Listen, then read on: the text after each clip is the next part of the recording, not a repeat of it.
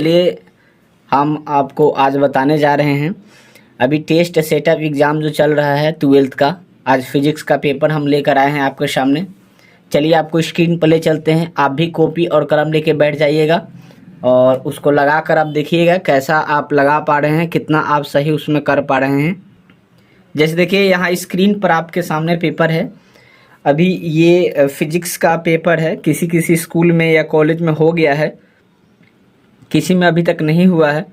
तो जिसमें हो गया है वह विद्यार्थी अपना सेट लगा कर देख लीजिए कितना आप सही किए हैं और कितना गलत किए हैं। देखिए इस टेस्ट से होता है क्या कि आपका एक्सपीरियंस बढ़ेगा और बोर्ड में लगभग क्वेश्चन इसी तर्ज पे आता है। हम ये नहीं कहेंगे सब यही आता है, लेकिन लगभग इस तर्ज पे आता है, इसलिए आपका प्रैक्टिस रहेगा तो ठीक रहेगा। और जिनका एग्ज़ाम आगे है उनके लिए तो और प्रॉफिट होगा। तो चलिए हम बिना इंतजार के क्वेश्चन स्टार्ट करते हैं। ये कुछ उसका अंक पत्र में लिखा हुआ जो था वो है। और देखिए यहाँ 1 नंबर में जो क्वेश्चन है कह रहे कि 20 सेंटीमीटर। अच्छी एक चीज़ और बताया इसमें आपको, हम ज़्यादातर डिफाइन हम नहीं कर पाएंगे क्योंकि 70 क्वेश्चन है, टोटल 70 क्वेश्चन है, टोटल 70 क्वेश्चन है, इसलिए हम चाहेंगे जितना शॉर्ट में हो सके। एक और मेरा सीरीज चल रहा है डिफाइन का, पूरा कंपल्सरी जो है उसमें क्वेश्चन पूछे जाने वाला, उस टाइप का सीरीज चल रहा है। तो मेरे चैनल पर उसको जाके आप देखिएगा। 20-20 क्वेश्चन का उसमें टेस्ट चल रहा है। उसमें चारों ऑप्शन का डिस्कस किया जाता है।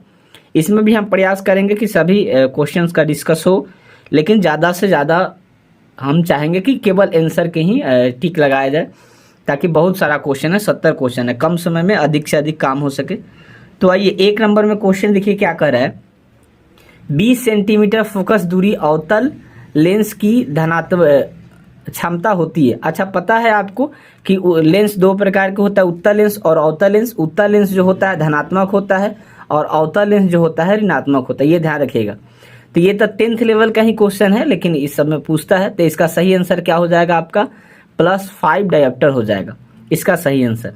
आइए 2 नंबर क्वेश्चन देखते हैं। 2 नंबर में कह रहा है कि प्रकाश का पूर्ण आंतरिक परिवर्तन संभव नहीं है जबकि प्रकाश अपरिवर्तित होता है। तो यहाँ देखिए पूर्ण आंतरिक परिवर्तन के बारे में पूछेगा। तो पूर्ण आंतरिक परिवर्तन के मतलब क्या होता है, जैसे आपको बताए थे आईना टूट जाता है, बीच से लाइट आता है, चमकता है, या बालू का रेत, जैसे आपको वहाँ हम बताए थे ये राजस्थान में। तो उस समय ये सब राजस्थान में बालू, मरीचिका का चमकना, ये सब क्या होता है, आंतरिक परिवर्तन कहलाता है, आंतरिक परिवर्तन। तो यहाँ क्या हो जाएगा, कांच से वायु में। इसका सही आंसर हो जाएगा कांच से वायु में। कांच क्या है, कांच एक अतिशीत द्रव है। कांच एक अतिशीत द्रव में आता है, कांच को अतिशीत द्रव कहा जाता है। कांच को अक्रिस्टलीय और क्रिस्टलीय दोनों में, लेकिन सबसे अधिक अक्रिस्टलीय में रखा जाता है, ध्यान रखिएगा। 3 नंबर क्वेश्चन आते हैं। 3 नंबर क्वेश्चन देखिए क्या कह रहा है कि प्रिज्म द्वारा प्रकाश को 7 रंगों में तोड़ने की प्रक्रिया कहलाती है। जिसका पेपर है वो सही लगाया है, इसका आंसर सी हो जाएगा। परावर्तन आपको पता है टकरा जाने को, ये अपवर्तन में मुड़ जाने को होता है, विवर्तन तो आप जानते ही। चलिए 4था नंबर क्वेश्चन देख लेते हैं। आकाश के नीले रंग का कारण क्या होता है। तो प्रकाश का प्रकीर्णन, बिल्कुल सही आंसर लगा हुआ है। 5 नंबर में आ जाते हैं। देखिए 5 में क्या करें, निम्नलिखित में कौन सी परिघटना प्रकाश की क्वांटम प्रकृति समर्थन करती है। तो आपको बताए थे, हम पढ़ाए भी हैं, फोटो इलेक्ट्रॉनिक प्रभाव अल्बर्ट आइंस्टाइन ने सबसे पहले किया था, जिसमें इलेक्ट्रॉन और फोटोन तरंग निकले हुए थे। तो यहाँ 5 आपका ये हो गया। चलिए आते हैं अब हम यहाँ 6 नंबर क्वेश्चन इसी पे है। देखिए यहाँ 6 नंबर क्वेश्चन है।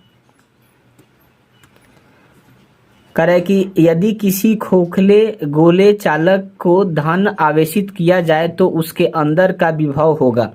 करे कि उसके अंदर का विभव क्या हो जाएगा, तो 0 हो जाएगा। उसके अंदर का विभव 0 हो जाएगा।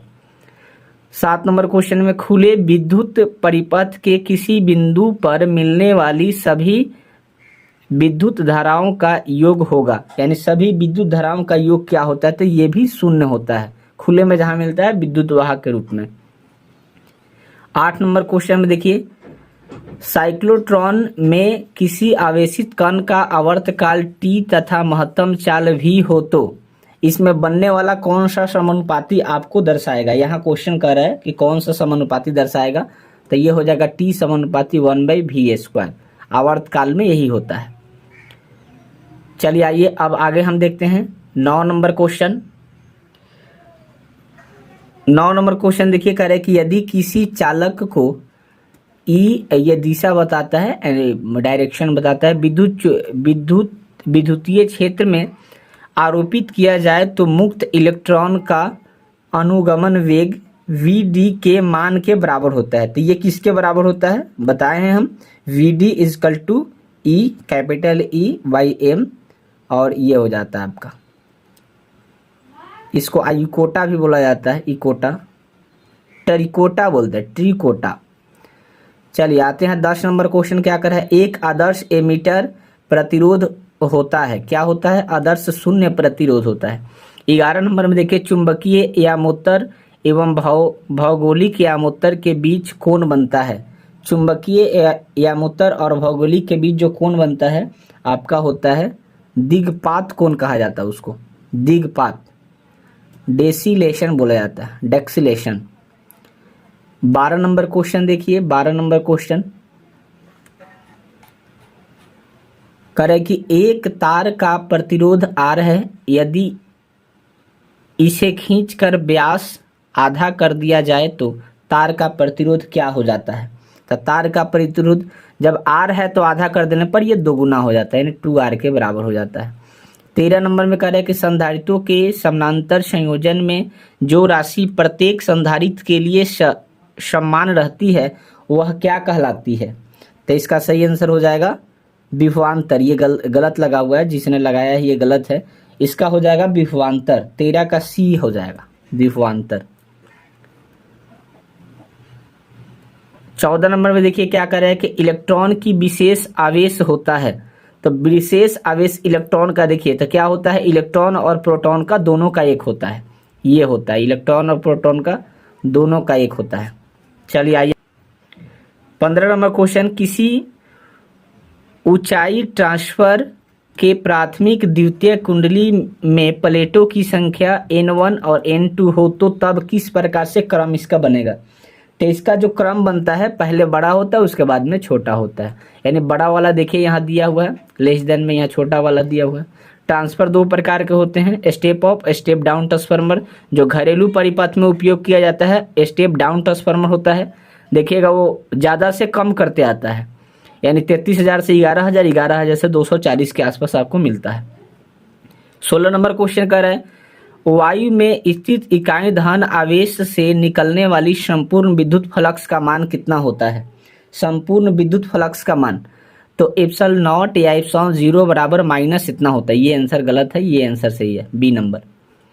चलिए 17 नंबर क्वेश्चन देखिए, कह रहा है कि 64 समरूप बूंदे जिनमें प्रत्येक की धारिता 5 माइक्रोफैराडे मिलकर एक बड़ा बूंद बनाते हैं, बड़े बूंद की धारिता क्या होगा। कह रहा है कि 5 माइक्रोफैराडे जो है बनाकर इसका निर्माण करते हैं, तो इसका सही क्या हो जाएगा, आपको हम बताए भी थे, इसका निकालिएगा तो आपका आ जाएगा 20 फैराडे, 20 फैराडे के बराबर आ जाएगा। 18 नंबर क्वेश्चन देखिए, प्रत्येक 6 माइक्रोफैराडे धारिता के 3 संधारित्र उपलब्ध है, इसके लिए प्राप्त न्यूनतम अधिकतम धारिता ज्ञात करिए। 6 गो का है, 3 गो प्राप्ति के लिए बता रहा है। तो देखिए याद यहाँ आपको रखना है कि पहला कितना से स्टार्ट होगा, 1 से, तो 1 से स्टार्ट होगा तो 6 बनाएगा, फिर 12 बनाएगा, फिर 18 बनाएगा। तो इस क्रम में देखिए कौन हो जाएगा सबसे निचतम, तो ये 2 और 18 हो जाएगा, आपका C नंबर आंसर हो जाएगा, 18 का C नंबर हो जाएगा। चलिए 19 नंबर में आते हैं, कह रहा है कि निम्न में से कौन सी किरणें चुंबकीय क्षेत्र द्वारा विक्षेपित नहीं होती है। तो सही आंसर लगा हुआ है पहले से C नंबर, 19 का C नंबर। आप मेरे साथ लगाते चलिए और आपको पता भी चल जाए। देखिए 20 नंबर में आते हैं, कह रहा है कि चौक कुंडली का शक्ति गुणांक कितना होता है। तो इसका कितना हो जाता है, 0 हो जाता है, यानी सही आंसर आपका क्या हो जाएगा, सही आंसर हो जाएगा 0। चौक कुंडली का कितना हो जाता है, 0। 21 नंबर में कह रहे हैं कि बायो-सावर्त नियम का गणितीय सूत्र क्या होता है, बायो-सावर्त नियम का। तो ये सही आंसर क्या हो जाएगा, ए होता है, ये बी गलत लगा हुआ है। अब 22 नंबर क्वेश्चन में कह रहा है कि निकेल क्या है, तो सबको पता है निकेल लौह चुंबकीय होता है। अनुचुंबकीय बहुत लगा देते हैं विद्यार्थी, लेकिन ध्यान रखना है लौह चुंबकीय होता है। निकेल, लोहा, क्रोमियम ये सब लौह चुंबकीय में आते हैं। चलिए 23 नंबर क्वेश्चन देखते हैं। 23 नंबर क्वेश्चन में कह रहा है कि एक उभयोत्तल लेंस के प्रत्येक तल की वक्रता त्रिज्या 20 सेंटीमीटर, लेंस के पदार्थ का अपवर्तनांक इतना दिया हुआ, तो लेंस की फोकस दूरी ज्ञात करिए। यानी इसका फोकस दूरी क्या होगा, तो इसका फोकस दूरी निकालने के लिए ए बराबर जो फारेन डायोप्टर में मान निकालने के लिए आता है उसको आप यहाँ वैल्यू को पुट करिएगा तो 1/20 आ जाएगा, 1/20 मीटर के बराबर आ जाएगा। 24 में प्रकाश की एक किरण कांच अपवर्तनांक 3/2 के पानी अपवर्तनांक कितना में संचयी करता है, तो क्रांति कोण का मान कितना होता है, तो क्रांति कोण का मान जो होता है आपका sin 1 और 8/9। चलिए अगला क्वेश्चन देख लेते हैं 24 के बाद में 25 नंबर क्वेश्चन। 24 के बाद 25 नंबर क्वेश्चन कह रहा है कि रचनात्मक व्यक्तिकरण के लिए किसी बिंदु पर पहुंचने वाली दो किरण के बीच कालांतर होता है। यानी इसका कालांतर आपको बताना है, तो ये कितना के बराबर होता है, पाई के बराबर, 22/7 उसके बराबर हो जाता है। चलिए 26 नंबर क्वेश्चन, एक ही तरंगदैर्घ्य के इलेक्ट्रॉन तथा फोटोन का समान होता है, क्या समान होता है, तो वेग समान होता है। इसका सही आंसर क्या हो जाएगा, 26 का ए नंबर वेग समान होता है। 27 नंबर करें कि जेड परमाणु क्रमांक वाले परमाणु की किसी दी गई कक्षा में इलेक्ट्रॉन की ऊर्जा समानुपाती होती है, तो बताइए आप किसके समानुपाती होती है, तो जेड स्क्वायर के समानुपाती होती है। चलिए अगला देखते हैं 28 नंबर क्वेश्चन। 28 नंबर क्वेश्चन में देखिए क्या कर रहा है कि पी प्रकार के अर्धचालक के लिए अशुद्ध तत्व के रूप में प्रयोग किया जाता है। पी आपको पढ़ाए थे हम कि अर्धचालक दो प्रकार के, पी टाइप का होता है और एन टाइप का अर्धचालक होता है। तो इसका क्या हो जाता है, बोरॉन का उपयोग किया जाता है, बोरॉन का। 29 नंबर में नीचे देखो 29 नंबर में दिया है कि नीचे दिए गए चित्र ए बी के बीच समतुल्य धारिता होगी, तो दोनों को क्या किया जाता है, जोड़ दिया जाता है, इन दोनों को जोड़ दिया जाता है, यानी इसमें जो क्रम बनेगा इन दोनों को जोड़ दिया जाता है। तो ये 5 के बराबर हो जाएगा और ये कितना के बराबर, ये 4 तो दिया है माइक्रोफैराडे के रूप में 4 के बराबर, तो ये क्या हो जाएगा 5 और 4 दोनों में मल्टीप्लिकेशन हो जाता है, तो क्या हो जाएगा 20। अब कहिएगा कि इसमें 9 कैसे आया, तो इसका क्रम बनता है, लघुत्तम निकालिएगा तो लघुत्तम के प्रकार से क्रम बनेगा, तो इसका सही आंसर क्या हो जाएगा, सी नंबर हो जाएगा। 29 का सही आंसर सी नंबर। चलिए ये 30 नंबर क्वेश्चन देखते हैं, आप मेरे साथ लगाते चलिए, आप भी देखिए कितना आप सही बना पा रहे हैं। 30 नंबर क्वेश्चन बहुत ही अच्छा है, कह रहा है इसमें कि मोडेम वह युक्ति है जो प्रयुक्त होता है। मोडेम कहाँ प्रयुक्त किया जाता है, तो दृष्ट धारा के लिए यानी डीसी के लिए होता है, डीसी के लिए इसका उपयोग किया जाता है। 31 नंबर क्वेश्चन में कह रहा है कि +10 माइक्रो इसका पावर दिया है और यहाँ देखिए क्या कर रहा है कि -10 कैपेसिटी और इतना पावर वायु में परस्पर 40 सेंटीमीटर की दूरी पर रखे हैं, निकाय की विद्युत स्थिति ऊर्जा क्या होगी। इन दोनों के बीच के आपको मान बताना है, तो ये क्या हो जाता है, माइनस में इसका मान होगा, सॉल्व करिएगा तो -2.25 जूल। अब कहिएगा ये साल हम कैसे करें, तो एक टेस्ट सीरीज मेरा चल रहा है उस पर सभी ये क्वेश्चन बता दिए, सेम मिल जा रहा है ये क्वेश्चन, थोड़ा सा इधर उधर हो रहा है, तो आप उस टेस्ट सीरीज को जरूर ज्वाइन करें। चलिए अगला देखते हैं 32 नंबर, वैद्युत द्विध्रुव की निरक्षीय स्थिति में विद्युत विभव होता है, इसका मान बताना है कि ये कितना के बराबर होता है, तो यहाँ 0 हो जाता है। चलिए 33 नंबर क्वेश्चन देख लेते हैं। 33 नंबर क्वेश्चन जो है देखिए कह रहा है कि 60 वाट तथा 40 वाट के दो बल्ब श्रेणी क्रम में जोड़े गए हैं, तो उनकी सम्मिलित शक्ति क्या होगी, यानी उनमें सम्मिलित शक्ति बताने के लिए कह रहा है कि 33 नंबर में उसकी सम्मिलित शक्ति क्या होगी, दोनों के बीच का जो बताया जा रहा है उसकी सम्मिलित शक्ति क्या होगी। तो यहाँ देखिए जो 33 नंबर में दिया है, यहाँ आपका सही आंसर क्या हो जाएगा 24, यानी यहाँ 25 रहता तो अच्छा होता, 25 वाट के बराबर, 25 वाट, 25 बिल्कुल हो जाएगा, सॉल्व करिएगा तो यही आएगा, तो आप लगभग में तो यही हो गया ना, तो सही आंसर इसका हो जाएगा डी नंबर। चलिए 34 का देख लेते हैं। कह रहा है कि प्रेरणिक प्रतिघात होता है, यानी ये क्या है, क्या होता है, तो एक्सएल बराबर 2 पाई एफएल के बराबर होता है। 35 नंबर क्वेश्चन, आइए 35 नंबर देख लेते हैं।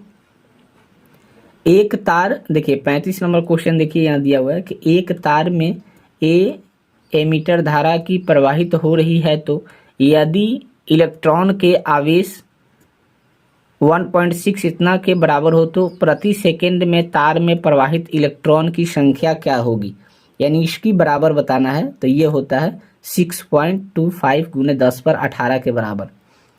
36 नंबर, चुंबकीय क्षेत्र V डायरेक्शन में स्थिति M डायरेक्शन जो चुंबकीय क्षेत्र के लिए बता रहा है, आघूर्ण धारा पास द्वारा अनुभूत बल के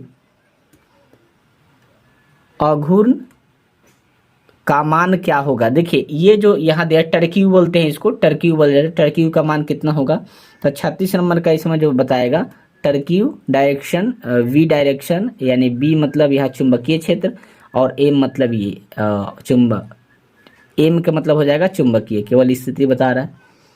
37 नंबर क्वेश्चन में देखिए अनुचुंबकीय पदार्थ की प्रकृति होती है, अनुचुंबकीय पदार्थ की कैसी प्रकृति होती है, तो 37 नंबर का आंसर आपका हो जाएगा स्थिर होती है। ये आंसर गलत लगा हुआ है। चलिए हम लोग अब अगला देखते हैं क्वेश्चन। 37 तो हो गया, 37 के बाद में 38 नंबर क्वेश्चन। 38 नंबर क्वेश्चन में कह रहा है कि डायनेमो के कार्य का सिद्धांत आधारित होता है। डायनेमो क्या करता है, तो डायनेमो देखिएगा आपको हम बताए भी थे कि डायनेमो विद्युत चुंबकीय प्रेरण पर कार्य करता है, विद्युत चुंबकीय प्रेरण पर कार्य करता है डायनेमो। 39 नंबर क्वेश्चन में देखिए क्या कर रहा है कि एल आर परिपथ का शक्ति गुणांक होता है, बी नंबर। सही आंसर लगा हुआ है इसका, बी नंबर हो जाएगा। टेस्ट सीरीज में भी चल रहा है।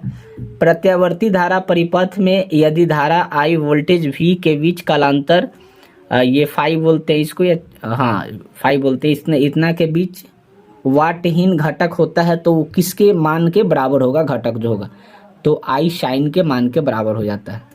चलिए 41 नंबर क्वेश्चन देख लेते हैं। 41 नंबर क्वेश्चन देखिए क्या कर रहा है। 41 नंबर क्वेश्चन, पृथ्वी के चुंबकीय क्षेत्र, उसी को इंग्लिश में BH बोलते हैं, चुंबकीय क्षेत्र सुई की आवृत्ति n हो तो उसका मान बनने वाला मान किस प्रकार होगा, यानी उसका मान जो बनेगा किसके बराबर होगा, तो n² समानुपाती BH के बराबर होगा। पृथ्वी के चुंबकीय ध्रुव पर नमन कोण का मान होता है, चुंबकीय ध्रुव पर नमन कोण का मान कितना, 90 डिग्री के बराबर होता है। चलिए 43 नंबर क्वेश्चन देखते हैं।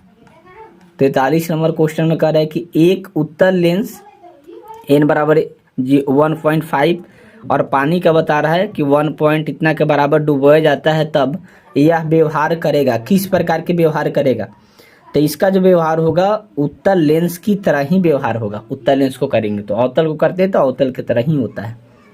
निम्न में किसका अपवर्तनांक सबसे अधिक होगा। एक चीज आपको हम उसमें ही बताए थे कि कांच का कम होता है, लोहा का कम होता है, सबसे अधिक किसका होता है, हीरा का होता है। इन सब का तीनों का कितना होता है यहाँ भी हम बता देते, लेकिन जल्दी जल्दी हम बता रहे हैं, वहां जाके आप मेरे वीडियो में देख लीजिएगा। फिजिक्स का ही वीडियो है, 20-20 क्वेश्चन का, टेस्ट नंबर 2 में देखिएगा, टेस्ट नंबर 2 में आपको मिल जाएगा। चलिए 45 नंबर क्वेश्चन देख लेते हैं। करें कि आंख के किस दोष को दूर करने के लिए बेलनाकार लेंस का उपयोग करते हैं। आंख के किस लेंस को, तो बेलनाकार का अबिंदुकता का उपयोग किया जाता है। निकट, देखिए आप क्वेश्चन निकटतम दृष्टि, दीर्घ दृष्टि, सब तो आप जानते ही हैं। चलिए ये आपका क्वेश्चन हो गया 45। तो अब आते हैं 46 नंबर क्वेश्चन में। 46 नंबर क्वेश्चन कह रहा है कि दृश्य प्रकाश के रंग का कारण क्या है, यानी क्यों दिखता है। दृश्य प्रकाश जो होता है इसका रंग का कारण क्या होता है, तो ये तरंगदैर्ध्य के कारण होता है। किसी बिंदुवत स्रोत से परिवर्तित बिंदु दूरी पर तरंगाग्र यहाँ दिया हुआ है, तरंगाग्र दिया हुआ है, किसके बराबर होता है, यानी कि क्या व्यक्त करता है इसमें 47 नंबर क्वेश्चन में, तो ये गोलाकार होता है। सूर्य के प्रकाश का स्पेक्ट्रम होता है, यानी किस चीज़ का सूर्य का प्रकाश का जो स्पेक्ट्रम होता है, तो याद रखिएगा हाइड्रोजन अगर ऑप्शन में नहीं है तो सतत स्पेक्ट्रम कहा जाता है, रैखिक नहीं होता है। चलिए आपका ये 48 नंबर क्वेश्चन हुआ। 48 के बाद में 49 नंबर देखते हैं। 49 नंबर क्वेश्चन में देखिए क्या कह रहा है। 49 नंबर क्वेश्चन, जितने समय में किसी रेडियो एक्टिविटी पदार्थ की राशि अपने प्रारंभिक परिमाण से आधी हो जाती है उसे हम क्या कहते हैं। 49 नंबर जो क्वेश्चन है तो उसे अर्ध आयु कहते हैं। बहुत आसान क्वेश्चन है। 50 नंबर में कह रहा है कि ताप बढ़ने से अर्धचालक की विशिष्ट प्रतिरोध क्या होता है, तो उल्टा हो जाता है, घट जाता है, ताप बढ़ने से घट जाता है। 50 नंबर 51 नंबर में कह रहा है पृथ्वी के किसी स्थान पर एक टीवी प्रेषण टावर की ऊंचाई 245 मीटर है, कितने अधिकतम दूरी पर टावर का प्रसारण होगा। तो जितना होता है, यहाँ देखिए इतना के बराबर कर रहा है 51 नंबर क्वेश्चन में, तो जितना होता है उतना के बराबर तो नहीं होता है, उसका लगभग आपको बता देते हैं 5वां भाग के बराबर होता है, लगभग 5 भाग के। तो ये कितना हो जाएगा, लगभग 5 भाग के बराबर में। तो ये हो जाएगा आपका 5 × 5 = 25, 250, यही हो जाएगा लगभग के बराबर में। तो 51 नंबर क्वेश्चन हो गया। चलिए आते हैं 52 नंबर क्वेश्चन देखते हैं। 52 नंबर क्वेश्चन स्क्रीन पर है। देखिए 52 नंबर में किसी दूरी पर अवस्थित दो आवेश कण बीच विद्युत F न्यूटन के उनके बीच की दूरी आधा करने पर विद्युत बल का मान होता है। यानी आधा जब हम करते हैं तब विद्युत बल का मान क्या हो जाता है, 4 फैराडे, यानी वो जो होता है 2 गुना हो जाता है, यानी 2 का आधा करते हैं 2 गुना 4 फैराडे के बराबर है। यहाँ देखिए क्वेश्चन क्या कर रहा है 53 नंबर में, चित्र में धारा I का मान क्या होगा। यानी चित्र में जो दिखाया गया है पूछ रहा है कि धारा I का मान क्या होगा। तो धारा I का मान होगा, जब इसको टोटली को निकालिएगा तब मूलतः रूप यही आपका आएगा। इसको भी निकालने के लिए हम बता चुके हैं। तो चलिए 53 नंबर क्वेश्चन हो गया। 53 के बाद में आते हैं 54 नंबर क्वेश्चन में। करें कि दो बल्ब 25 वाट 220 वोल्ट पर 100 वाट 220 वोल्ट पर है, इनमें से किसका प्रतिरोध अधिक होगा। प्रतिरोध निकालने के लिए भी आप जानते हैं बहुत आसान नियम होता है। तो इसमें कह रहा है कि दोनों का, इसमें प्रतिरोध अधिक किसका होगा, तब 25 वाट का। इसी टाइप पर एक क्वेश्चन हम पीछे बताए हैं, तो इसका आंसर ए नंबर हो जाएगा। यानी वाट अधिक होने से प्रतिरोध अधिक नहीं होता, ये ध्यान रखिएगा, इसमें थोड़ा सा आपको यहाँ ध्यान रखना है। चलिए 55 नंबर क्वेश्चन आ जाते हैं। सेल का विद्युत वाहक बल, 55 नंबर क्वेश्चन में देखिए क्या करें कि सेल का विद्युत वाहक बल मापा जाता है किसके, तो विभव मापी के द्वारा मापा जाता है, विभव मापी के द्वारा। 56 नंबर में धातु का परावैद्युतांक कितना होता है 56 में, तो ये इन्फिनिटिव होता है, इन्फिनिटिव होता है, ध्यान में रखिएगा आप। तो ये 56 हुआ। चलिए अब आते हैं हम लोग 57 नंबर क्वेश्चन में। 57 नंबर क्वेश्चन देखिए क्या कह रहा है, यांत्रिक ऊर्जा को विद्युत ऊर्जा में बदलने वाला, तो सबको पता है डायनेमो होता है, यांत्रिक ऊर्जा को विद्युत ऊर्जा में ट्रांसफर 2 प्रकार के उपचाई अपचाई, ये ध्यान रखिएगा। 58 नंबर क्वेश्चन में करें कि जब हम किसी वस्तु को देखते हैं तो रेटिना पर बनने वाला प्रतिबिंब कैसा होता है, तो वास्तविक एवं उल्टा होता है। ये गलत है, आपका सही आंसर बी नंबर हो जाएगा, वास्तविक एवं उल्टा होता है, इसमें ध्यान थोड़ा रखना है, वास्तविक एवं उल्टा होता है। विनाशी व्यक्तिकरण के पथांतर होता है, यानी ये किसके बराबर होता है, तो ये 2n + n λ/2 के बराबर होता है। चलिए आते हैं 60 नंबर क्वेश्चन देखते हैं। जल्दी जल्दी आप लगाते चलिए, कम समय में अधिक से अधिक हम लोग क्वेश्चन बनाने का प्रयास करें। 60 में करें कि इलेक्ट्रॉन वोल्ट को मापा जाता है, इलेक्ट्रॉन वोल्ट किसके द्वारा मापा जाता है, तो ये ऊर्जा के द्वारा व्यक्त किया जाता है। अगर केवल वोल्ट होता तो विभवांतर यहाँ लगा देते, एम्पियर आता तो धारा के द्वारा। चलिए आगे आते हैं। 61 नंबर क्वेश्चन में कह रहा है कि हाइड्रोजन स्पेक्ट्रम की कौन सी श्रेणी दृश्य भाग में पड़ती है। हाइड्रोजन स्पेक्ट्रम की कौन सी श्रेणी दृश्य भाग में, तो बामर श्रेणी होता है। 62 नंबर क्वेश्चन, निम्नलिखित में किसकी वेधन क्षमता महत्तम होती है, यानी बड़ा होती है, तो गामा किरणें की होती है, अधिक होती है इसको गमन करने का। चलिए आप 63 नंबर क्वेश्चन में आते हैं। 63 नंबर क्वेश्चन देखिए। 63 नंबर क्वेश्चन में क्या कर रहा है कि पूर्ण तरंग दृष्टिकरण में यदि निवेश आवृत्ति 50 हर्ट्ज के निर्गम आवृत्ति होगी तो इसमें कितना हर्ट्ज बताएगा। मूल हर्ट्ज पूछ रहा है कि कितना के बराबर होगा, तो 100 हर्ट्ज के बराबर हो जाएगा। 25 नहीं, 100। आधा नहीं होता है, दोगुना हो जाता है, ध्यान रखिएगा। 54 नंबर क्वेश्चन में निम्नलिखित में कौन विद्युतीय क्षेत्र से त्वरित नहीं होता है। तो इसमें 64 नंबर क्वेश्चन में आपका हो जाएगा न्यूट्रॉन। कौन न्यूट्रॉन नहीं होता है। भूतरंगे के लिए आवृत्ति सीमा होनी चाहिए। भूतरंग के लिए कितना आवृत्ति सीमा होनी चाहिए, तो 1500 किलो हर्ट्ज से कम होनी चाहिए। 1500 किलो हर्ट्ज से कम होनी चाहिए। 65 के बाद आते हैं 66 नंबर क्वेश्चन। 66 में करें कि यौगिक सूक्ष्मदर्शी की नली की लंबाई बढ़ाने पर आवर्धन क्षमता क्या होती है। तो आवर्धन का सूत्र m बराबर v' हो जाता है, आपको पता भी है, उसमें v' में आवर्धन बराबर होता है। तो इसमें कह रहा है कि क्या हो जाती है, तो घटने लगती है, घटती है। चुंबक की ज्यामितीय लंबाई, ये शॉर्ट में लिखा हुआ है, चुंबकीय लंबाई से संबंध होता है, यानी किस प्रकार से इसका संबंध होता है। तो चुंबकीय का LM में 5/6 होता है। ये भी हम सीरीज में चलाए थे, वहाँ ये क्वेश्चन आपको मिल जाएगा। चलिए आगे देखते हैं क्वेश्चन 68 नंबर।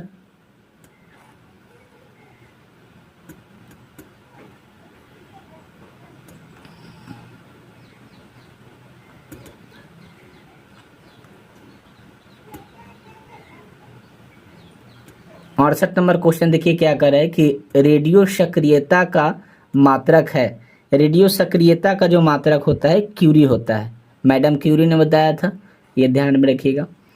तनुकरण में मापा जाता है। तनुकरण में किसे मापते हैं, तो डेसिबल को, ध्वनि को भी डेसिबल में। एक और कौन सी होता है, बेल होता है। बेल ध्वनि को व्यक्त करने के लिए सबसे बड़ी मात्रक बेल होता है, छोटी मात्रक डेसिबल होता है। ओम को साइमन टेस्ला, ये तो आप जानते हैं। चले 70 नंबर और लास्ट क्वेश्चन, फाइनली क्वेश्चन है, ये देख लेते हैं हम लोग। कह रहा है कि 0 केल्विन पर अर्धचालक व्यवहार करता है। तो ये व्यवहार करता है कुचालक में, कुचालक या अचालक इसको बोलते हैं, तो वहाँ आप ध्यान रखिएगा। कितना आसानी से हम लोग 70 क्वेश्चन बना लिए। एक चीज़ ध्यान में रखिएगा, क्वेश्चन आपको 35 ही बनाना है, लेकिन हम 70 के 70 बता दिए हैं। आप इसे ध्यान में रखिए, एक बार उसको रिपीटेशन करिए। जिसका नहीं एग्ज़ाम हुआ है उस टेस्ट को लगाइए।